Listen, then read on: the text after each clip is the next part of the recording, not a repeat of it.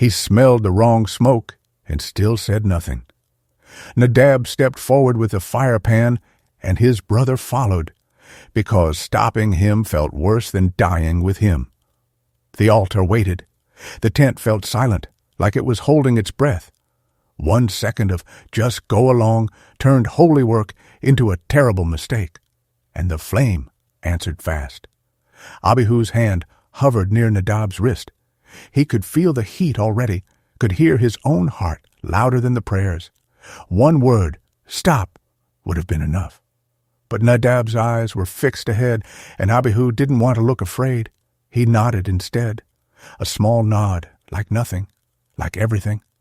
The fire pan moved closer, and the air tightened. He remembered every rule, but rules feel far away when your brother is already walking. Abihu saw the coals weren't from the right place. He even opened his mouth, then shut it.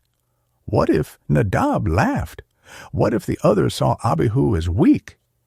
So he carried the silence like a shield. Nadab lifted the fire pan higher. Abihu followed, praying it would just work this once. A shadow crossed the doorway curtain. Someone was watching. Abihu felt it. An older priest's pause, a silence that asked, "Is that allowed?" He could have stepped back and forced Nadab to stop with him. Instead, he lowered his eyes and kept walking, pretending confidence. The fire pan's glow painted their linen sleeves. Abihu told himself, "We're already here. Don't make a scene." Then the air went cold. Abihu's fear wasn't of God first. It was of people, of the look that says, "Why are you ruining this?" Nadab moved like he belonged there, like boldness could replace obedience. Abihu matched his pace, copying the confidence he didn't feel. The closer they came, the louder the quiet became. He thought, after this, I'll talk to him. But after is a lie you tell yourself when the moment needs you now. Nadab leaned in as if the altar would welcome any fire that looked holy. Abihu saw the thin line between courage and carelessness, and he stepped over it too. He didn't touch the fire pan, yet he felt his fingerprints on the choice. A priest nearby turned away, not wanting to be involved. That made it easier. Abihu told himself, everyone stays quiet sometimes. But the silence around them felt like a warning, not peace. The moment stretched thin. Abihu could almost hear Aaron's voice in his head, steady, careful, never rushing holy things. But Nadab's breath was quick, excited, like this was a shortcut to greatness. Abihu hated that he admired it. He stayed close, close enough to share the risk, close enough to share the blame. The fire pan rose, the incense shook, and Abihu realized he wasn't just following Nadab, he was helping him not hear God. Abihu caught a flash of doubt in Nadab's face, just for a heartbeat. That was Abihu's opening. He could have grabbed his brother, pulled him back, taken the shame. Instead, he gave Nadab what he always gave, agreement without words, a steady presence, permission. Nadab's shoulders relaxed, as if Abihu's silence meant, God will understand. Abihu swallowed hard. He wasn't sure God understood excuses. He just feared being the one who ruined the moment. A breeze slipped through the courtyard like a cold finger. The flame on the altar flickered, then steadied, as if it was watching them back. Abihu's stomach tightened. He remembered the phrase they whispered as boys. Holy means different. Different rules. Different cost. Nadab stepped into the line of light. Abihu followed, because turning back now would admit the truth that he had known better all along. The incense started to rise, and something else rose with it. Dread. Abihu saw a young helper at the edge of the courtyard, eyes wide, frozen. The kid looked at Abihu like, "Is this okay?" That look should have snapped him awake. Instead, Abihu forced a calm face and kept moving, teaching the same lesson without speaking. Follow the strong one. Don't question. Nadab lifted the fire pan toward the holy place. Abihu's throat burned with unsaid words. And when the first curl of smoke touched the air, Abihu knew the choice was no longer private. The smoke curled up, thin and confident, like it belonged. Abihu waited for a sign that everything was fine. Nothing. No quiet approval, no gentle warmth. Just a stillness that pressed on his ears. Nadab glanced sideways, searching Abihu's face for certainty. Abihu gave it, even now. He didn't say, "We should stop." He didn't say, "This isn't the way." He simply stood there, loyal to his brother, disloyal to the command. And the silence from heaven felt heavier than the tent itself. Abihu's mind raced for a loophole. Maybe it's not wrong. Maybe the rule is for later. Maybe God will overlook the details if the intent is good. He hated how quickly he could bend truth to protect comfort. Nadab's hands were steady now, steadier, because Abihu stayed. The altar fire reflected in their eyes like a promise, but Abihu felt a crack open inside him, because deep down he knew intent can't erase disobedience. And once you trade truth for belonging, you pay with more than pride. A voice behind them whispered a prayer, then stopped mid-sentence. Abihu didn't turn. If he turned, he might see the judgment on someone's face. Nadab took it as approval and stepped closer, almost inside. Abihu's hands were empty, but his choice was full. He felt the line disappear behind them. There was no go back and fix it now. The smoke thickened, the light sharpened, and Abihu suddenly wondered if God's patience had already run out. Abihu tried to control his breathing in and out, like that could control God. Nadab's fire pan tilted just a little, sending a brighter glow across the linen floor. Abihu flinched. He imagined Moses hearing about this. He imagined Aaron's face, hurt first, then hard. But imagination is cheaper than action. Abihu kept standing there, a living yes. And the closer Nadab moved, the more Abihu felt like the holy place was not welcoming them. It was warning them. Nadab whispered, "We're fine," like saying it could make it true. Abihu wanted to believe him. Belief is easier when you're already committed. He watched the smoke drift toward the curtain, and his chest tightened like a rope. If he spoke now, it would sound like betrayal. So he stayed quiet and called it loyalty. But loyalty to a person can become rebellion against God. Abihu felt that twist in his gut, and still he didn't move, not back, not away, only forward with Nadab. Abihu heard the crackle change, not louder, different, like the fire recognized something it shouldn't. The air smelled sharp, not sweet. Nadab didn't notice, or pretended not to. Abihu looked at the ground, hoping the moment would pass like a bad thought. But holy moments don't pass. They answer. He felt the weight of his priesthood like a stone on his shoulders, and he knew he wasn't an innocent bystander. He was the second hand on the same mistake, and the next second was coming fast. Someone behind them inhaled sharply. Abihu felt it like a hook in his back. He finally turned his head a fraction and saw faces, tight, pale, unsure. No one stopped them. No one wanted to be the first to call it wrong. Abihu understood that sickness. It matched his own. Nadab took one more step, and Abihu followed, trapped by the crowd's silence. In that instant, Abihu saw the truth. "We all stayed quiet" is not a shield, it's a confession. Abihu tried to pray, but the words wouldn't line up. They came out broken inside his chest. "God, please." He didn't even know what he was asking for. Mercy? Escape? A way to keep respect and still obey?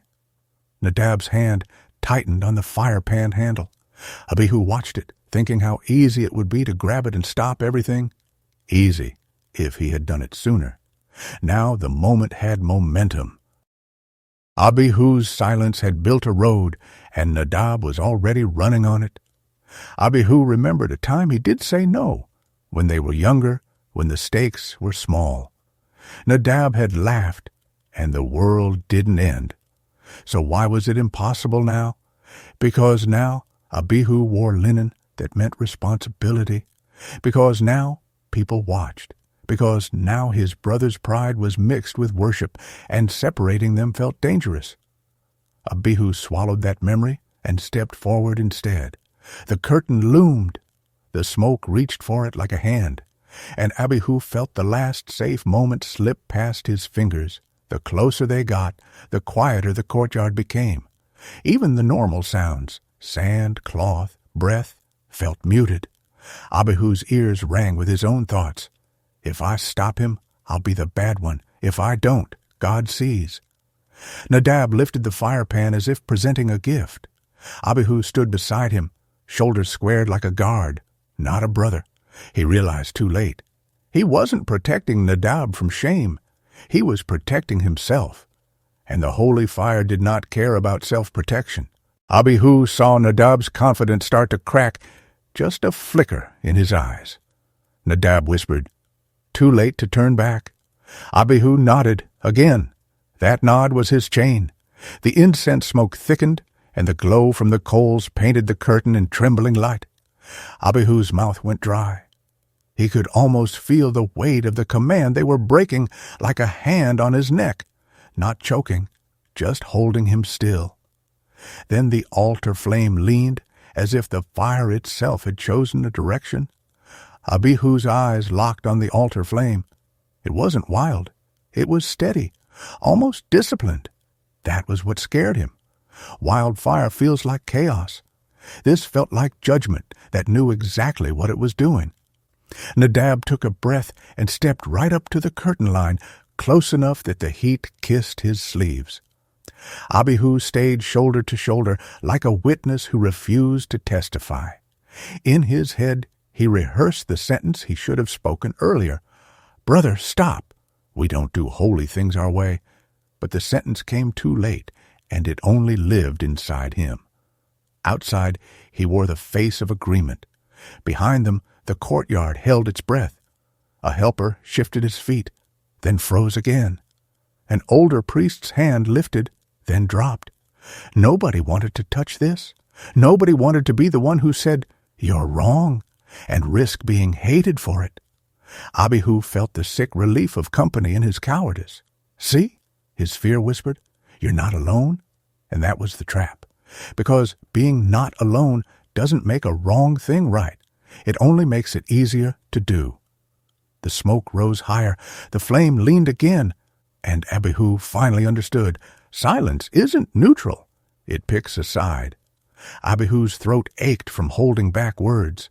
He stared at Nadab's hands, willing them to lower the fire pan. Nadab didn't. He looked forward like a man pushing through a door he shouldn't touch. Abihu tried to tell himself a new story. We are priests. We're serving. God sees our effort. But effort isn't obedience. And Abihu knew the difference. He just hated what it would cost to admit it, right here, in front of everyone. A memory flashed. Aaron teaching them to treat the holy place like a boundary, not a stage. "You don't rush," Aaron had said. "You don't improvise." Abihu felt those words now like stones in his pocket. Heavy, useless, because he refused to throw them. Nadab's shoulder brushed his, a small touch, almost brotherly, and Abihu chose the touch over the truth. The incense smoke drifted under the curtain edge, curling like it wanted inside. The glow from the coals made the fabric look alive.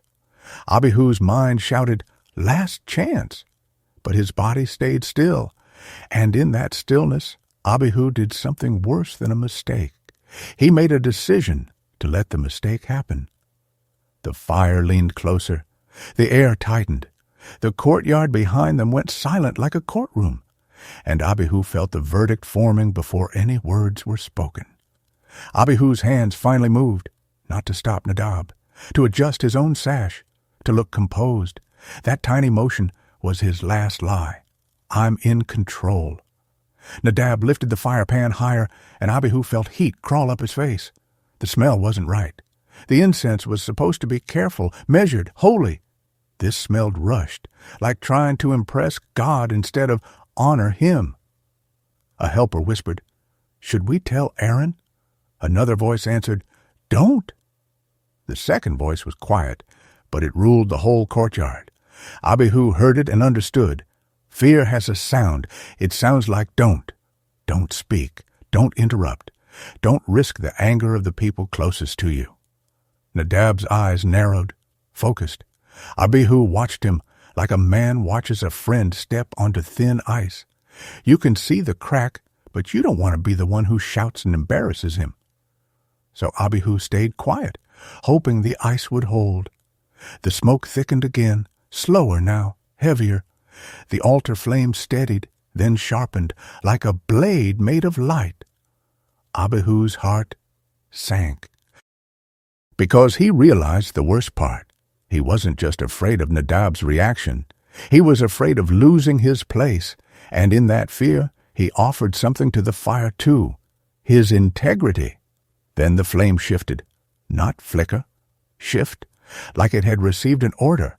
Abihu wanted a miracle that didn't expose him, a soft correction, a gentle warning that would let everyone pretend they hadn't crossed a line. He stared at the curtain, waiting for something, anything, to stop them without him having to be brave. Nadab's confidence returned in waves, fed by the crowd's quiet. He wasn't hearing God. He was hearing silence and calling it permission. Abihu felt his own role turning clearer, like a lamp being lit inside him.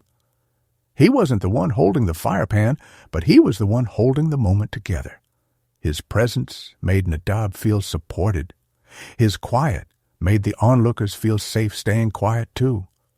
Abihu was the glue of this bad choice. A thought landed like a stone. If you leave, it might end.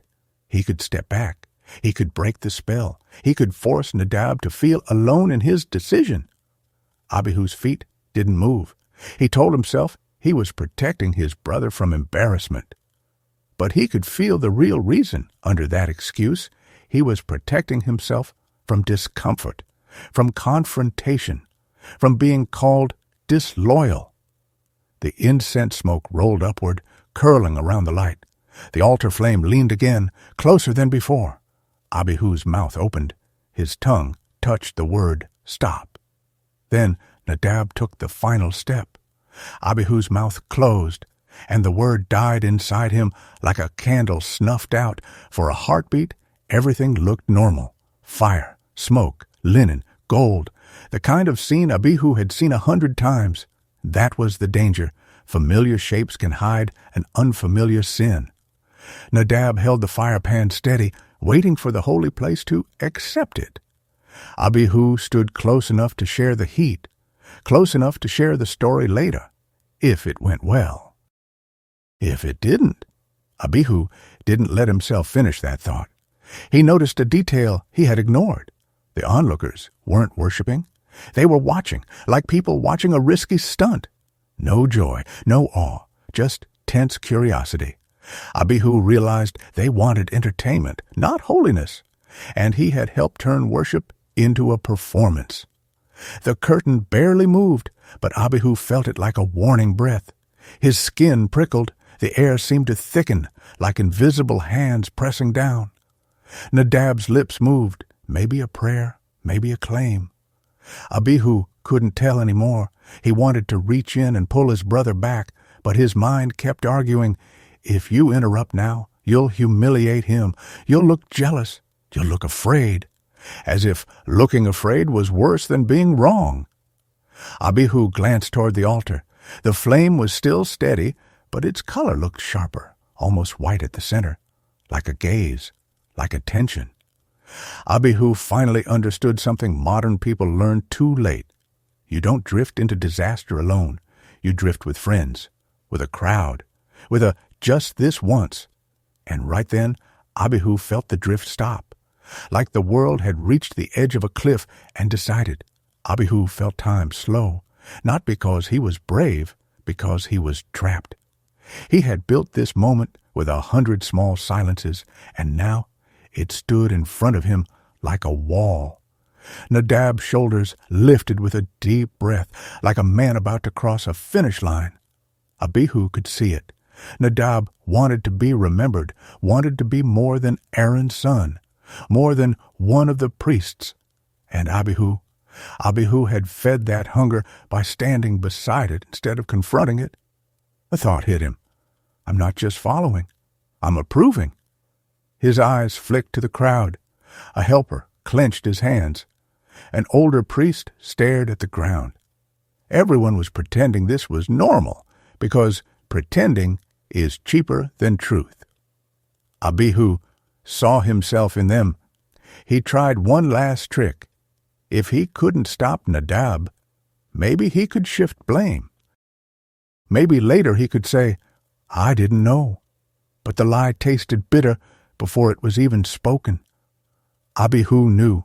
He had known for a long time. The incense smoke hovered near the curtain like it was waiting for permission. Nadab lifted the fire pan a fraction higher.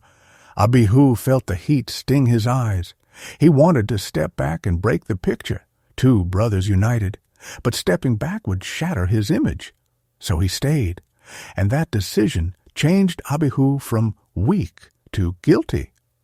The flame at the altar leaned again, sharper now, and the stillness became so heavy it felt like a hand closing around the whole courtyard. Abihu realized something terrifying. He was waiting for God to stop him, not because he wanted to be stopped, but because he wanted to be innocent. If God interrupted, Abihu could say, See, I didn't choose this. It happened to us. But God wasn't a servant of Abihu's excuses. Nadab's fire pan hovered at the edge of what was allowed. The boundary wasn't painted on the ground, but Abihu felt it in his bones. He remembered the careful training, how holy things are handled with fear and joy together. Tonight there was fear, but no joy, only pride and pressure. Abihu looked at Nadab's face and saw the same thing he saw in himself, a need to not be embarrassed, a need to win the moment. And Abihu hated that this need could silence obedience so easily. A helper behind them whispered again, This feels wrong. The whisper was small, but it was truth. Abihu could have grabbed onto it, echoed it, turned it into a shout. Instead, Abihu shot the helper a look that said, Be quiet. It was a tiny look, a quick glance, but it carried weight. The helper went silent, and Abihu felt the shame of it. He wasn't just refusing to speak, he was training others to refuse too. Nadab lifted the fire pan higher, encouraged by the quiet that Abihu enforced. The incense smoke rose thicker, and the flame at the altar leaned hard, as if the fire itself had decided to answer. Abihu swallowed. He had crossed another line, not a line of ritual, a line of the heart. The helper's silence hurt Abihu more than any shout would have. It proved Abihu had influence, and it proved what he had done with it. Nadab didn't even notice the exchange. He was locked into the act, like a man walking a script he wrote in his head. Abihu stood at his side, the loyal shadow. He told himself, if this goes wrong, at least we're together. But togetherness doesn't soften judgment. Sometimes it multiplies it. Abihu watched the incense smoke and thought of modern nights. Friends daring each other, laughs covering fear, someone saying, "Come on, don't be boring." No one wants to be the boring one. Abihu understood that poison now. It doesn't feel like evil. It feels like belonging. Nadab raised the fire pan again, and the glow spilled onto the curtain like trembling sunlight. Abihu's mind screamed, "Stop him!" His mouth stayed shut. His feet stayed planted.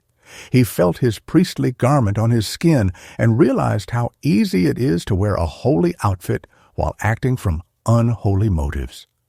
The altar flame bent toward them, bright at its center, almost white. The air tightened, like a rope pulled suddenly. The crowd's faces blurred in Abihu's vision. He wanted to run, but running would admit the truth out loud. I helped this. So Abihu stood, and in that stillness, the final moment arrived. Quiet, clean, unstoppable. Abihu felt the light change before anything moved. The warmth shifted into something sharper, like stepping from sunlight into a spotlight. Nadab froze for half a breath, sensing it too. That half-breath was Abihu's last doorway out. He could have grabbed Nadab's arm. He could have shouted for Aaron. He could have fallen to his knees and confessed right there in front of everyone. Instead, Abihu did what he had practiced all night. He stayed composed. He stayed professional. He stayed silent. The incense smoke rose in a thick ribbon, then faltered, as if the air itself refused it. Abihu's skin prickled. The curtain seemed heavier, darker, like a wall. Nadab's grip tightened until his knuckles went pale under the firepan handle. Behind them, someone whispered, "Oh, no." Another voice answered, "Shh." Abihu hated that second voice more than the first, because shh was his language. It was the sound of self-protection. It was the sound of choosing comfort over truth. The altar flame leaned one more time, then steadied, pointing at them like an arrow made of light. Abihu's heartbeat stuttered. He realized the moment was no longer about Nadab's boldness. It was about Abihu's surrender. He had surrendered his conscience to keep his place, his brother, his image.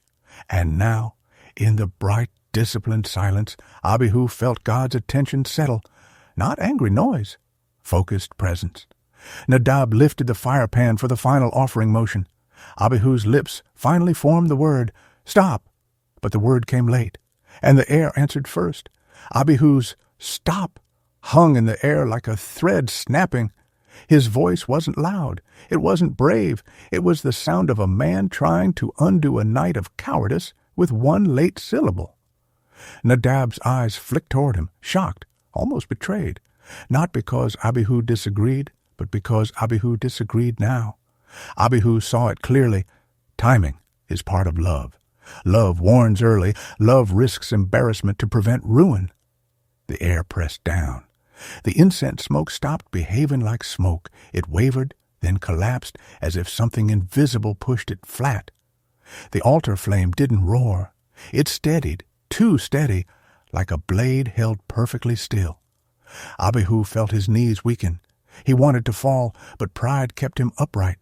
Pride had been his armor all night. Now it felt like a cage. Behind them, the crowd didn't run. They didn't scream. They froze. People freeze when they realize God is not a story. God is near. Abihu's mind flashed through excuses. Nadab led. I followed. I didn't mean it. But those excuses sounded childish in the face of holiness. Because Abihu had meant something, he had meant to keep the peace. He had meant to keep his brother's approval. He had meant to keep his own image intact. And those meanings had produced this moment. Nadab's hand rose for the final motion again, stubborn, panicked, determined. Abihu reached out, too late, to pull him back. The light sharpened. The courtyard turned silent, like a held breath. And Abihu understood the most modern truth of all. I didn't do it, doesn't matter when you helped it happen. Abihu's fingers almost touched Nadab's sleeve. Almost. That word was the story of his life tonight. Almost warned, almost stopped, almost obeyed. Nadab pulled forward, not away from Abihu, but away from doubt.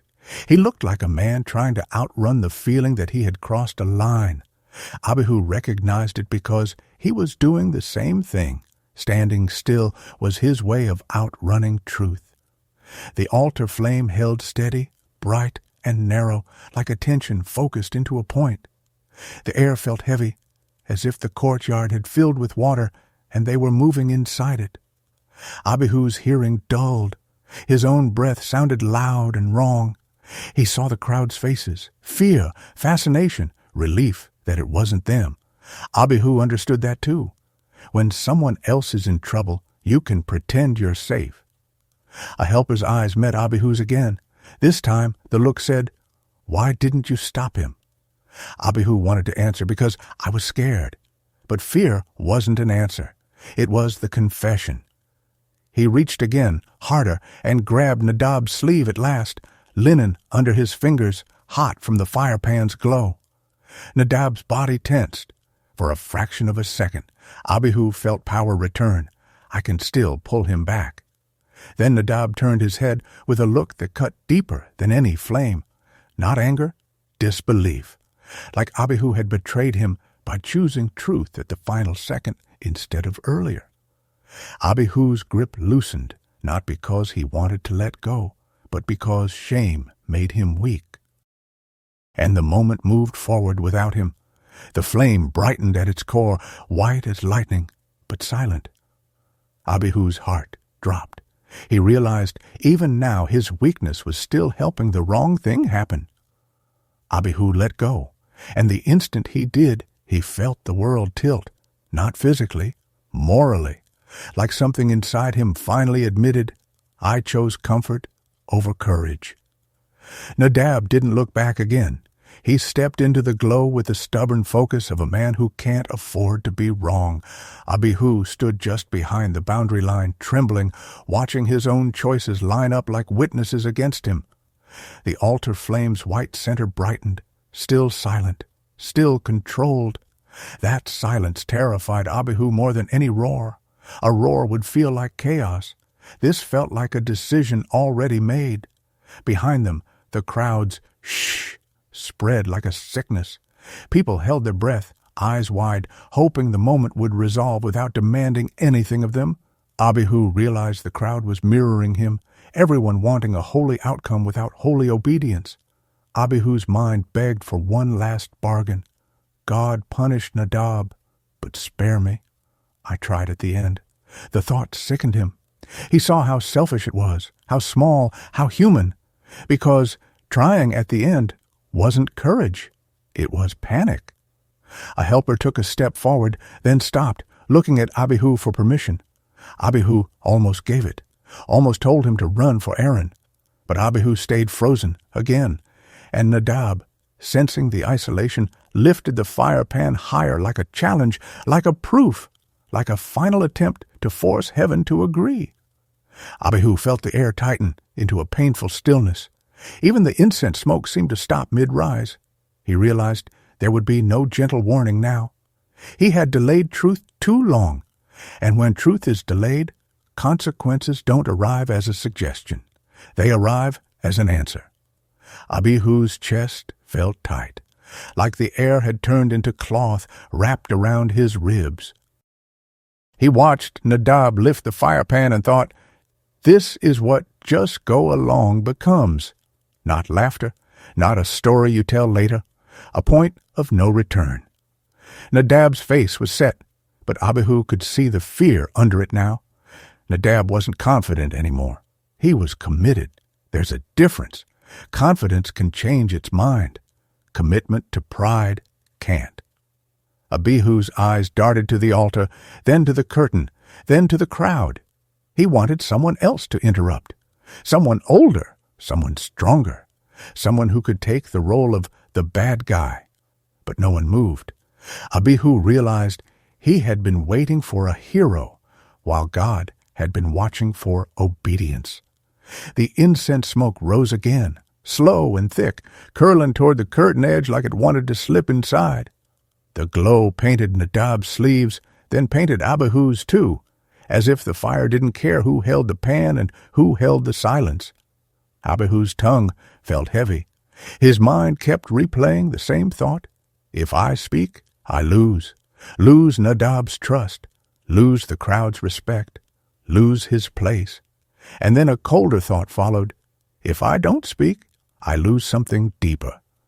Abihu didn't know how to measure that loss until he felt it, like a crack running through his identity as a priest. Nadab's hand trembled for the first time. The fire pan shook. A few sparks jumped, small, quick, harmless.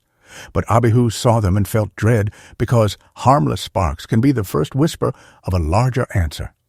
He took one step forward, not to stop Nadab, but to stand closer, like closeness could fix it. And the flame's white center brightened again, silent, ready. Abihu stepped closer and felt the heat bite the air. It wasn't just warmth now. It felt alert, like the fire had ears. Nadab's hands trembled again, and Abihu saw the truth. Nadab was scared, but he refused to retreat because retreat would admit he was wrong. Abihu knew that prison. Pride builds it brick by brick, and silence helps carry the bricks. A small spark landed on the ground and vanished. Nothing happened. That nothing tempted Abihu. It whispered, "See, it's fine. The same lie people tell when they speed a little, drink a little, cheat a little, until the moment the consequences arrive." Abihu looked toward the crowd and saw a man's lips moving, not in prayer, but in gossip, already shaping the story. Abihu imagined hearing his own name later. He stood there. He let it happen. The shame of that future finally pushed against his fear. Abihu's mouth opened again. He drew breath, but Nadab spoke first, low and sharp. "Don't." One word, not a command from God, a command from a brother. Abihu froze, because "don't" was exactly what Abihu had been saying to others all night, without words. Now the same poison was spoken out loud. Abihu's eyes met Nadab's. In Nadab's gaze he saw a plea and a threat at once. "If you stop me, you destroy me." Abihu felt the weight of brotherhood, heavy and real, and he made the most dangerous kind of compromise. He decided to wait one more second. Just one more. The altar flame leaned hard, as if it heard the compromise. The white center brightened until Abihu had to squint. The incense smoke snapped upward in a sudden line, and Abihu understood the one more second was not neutral time. It was another choice. Abihu hated himself for obeying Nadab's "don't," not because he loved rules more than his brother, but because he knew what he had really obeyed: fear. Fear of breaking the brotherhood image, fear of being alone, fear of being blamed. And fear is a cruel master. It always demands more. The incense smoke rose like a column now, too straight, too fast, like it was being pulled upward. Abihu's skin prickled. His ears rang in the silence. Even the crowd seemed to shrink back. But no one spoke. They watched like people watching a storm approach, hoping it will turn. Nadab lifted the fire pan again, higher than before, almost defiant. The glow washed over both their faces, making their eyes look dark and deep. Abihu realized he had become Nadab's witness, like signing your name under someone else's decision.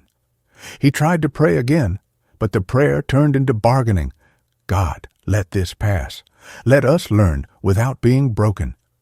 But Abihu knew something else too. Learning without consequence is not learning. It's permission. A helper behind them whispered, "Abihu," just his name, like a last rope thrown to him. Abihu didn't turn. If he turned, he might have to answer. He kept his eyes forward, locked on the flame. The flame's white center flared brighter, still silent, still controlled. Abihu felt his body ready to run, but his pride held him like a leash. And then, for the first time, Abihu sensed it clearly. Not anger like a human tantrum, but presence like a king stepping into the room. Everything inside him screamed, "Fall down, confess." But he stayed standing, because even now Abihu still wanted to look strong, and that desire, small, childish, deadly, was the last thing he carried into the next moment. Abihu's legs felt numb, like the ground had turned to stone under his sandals. The courtyard wasn't loud, but it felt crowded with the weight of watching eyes and unseen holiness. Nadab's hand held the fire pan steady again, but his breathing gave him away, fast, shallow, like a man trying to keep control by force. Abihu could see Nadab's fear now, and it did something strange. It made Abihu more loyal, not less. Because when someone you love is scared, you want to shield them. But Abihu's shield was the wrong kind. It wasn't truth. It was togetherness. He remembered something simple their father had said once. Real love tells you the hard thing before the disaster. Abihu had laughed then. Tonight, he couldn't laugh. The incense smoke rose straight up, then began to bend, not toward the curtain, but toward them. Abihu's stomach turned. Smoke doesn't choose a target, unless something is pulling it. A hush spread through the crowd, deeper than shh. This was awe mixed with dread. A helper stumbled back a step. Another man's hand covered his mouth. Abihu finally turned his head toward Nadab and saw tears gathering in Nadab's eyes, unshed, angry.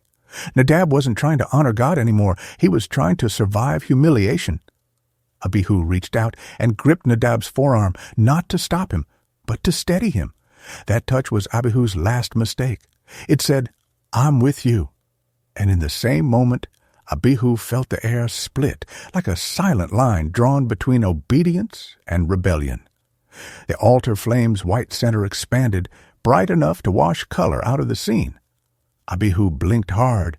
The smoke bent closer, and Abihu knew the answer was no longer approaching. It had arrived. The light grew so bright Abihu could barely see the curtain anymore.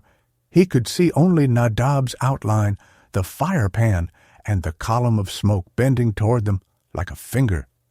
Abihu's grip on Nadab's arm tightened. He told himself he was helping. But help that supports rebellion isn't help. It's partnership. Nadab tried to speak, maybe a prayer, maybe an excuse, but the words didn't come out. His jaw worked like it was locked. Abihu felt his own tongue go useless, too. The moment didn't want speeches. It wanted surrender. Abihu's heart pounded. He thought of Aaron, of Moses, of the people outside the courtyard who would hear the story and decide what holiness meant. Abihu realized his silence had already been teaching them. Now his consequences would teach them too. The crowd backed away, not running, just creating distance, as if distance could save them from watching. But their eyes stayed fixed. Nobody wanted to miss what God would do. Abihu's knees buckled a little. He almost fell. Nadab jerked, catching himself, trying to hold the fire pan steady like a man balancing on a cliff edge. Abihu heard Nadab whisper through clenched teeth, "Hold me." Abihu did. That request broke something inside him. Because Abihu knew what Nadab really meant. Don't let me be alone in this. Abihu's stomach twisted. He wanted to let go. He wanted to step back and fall face down. He wanted to choose God, finally, clearly, without compromise. But he didn't. He held Nadab. And in that grip, Abihu felt the final seal pressed down on his guilt.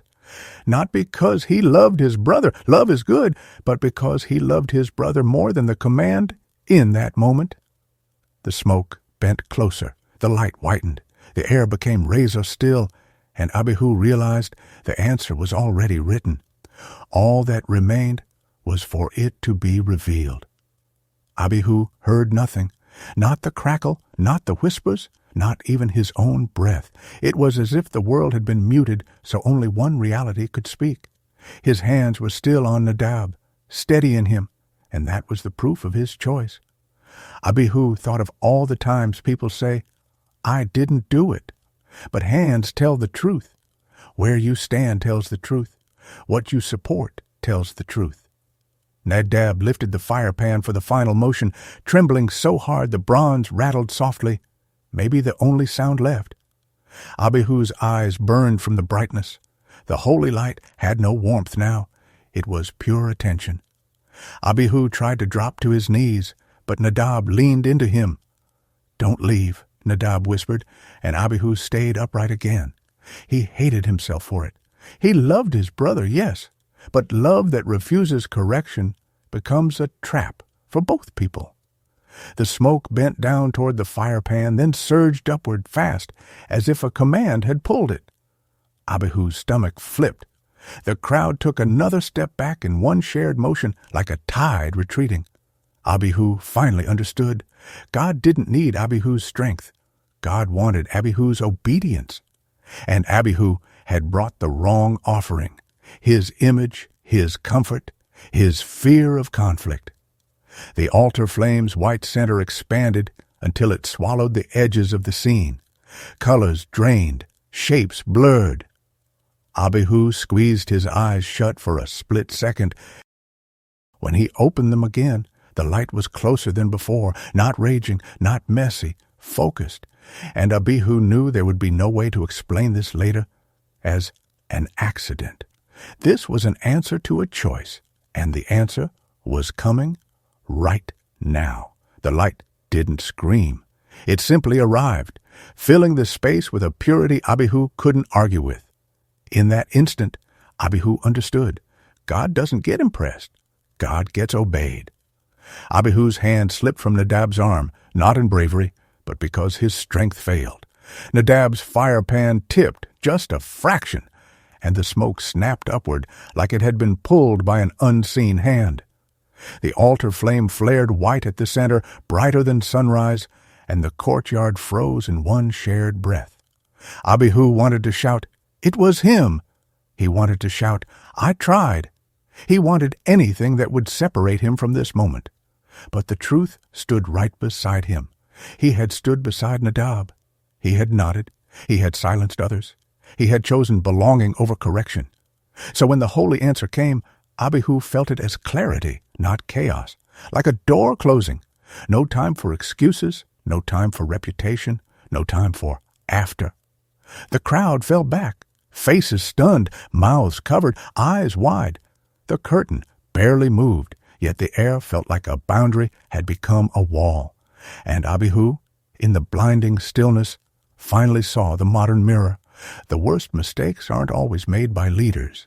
Sometimes they're made by the friend who stays quiet, the one who goes along, the one who could have said, "Stop," but didn't. The light faded just enough for Abihu to see the empty space where the moment had been. And the silence afterward wasn't relief. It was warning for everyone who watched.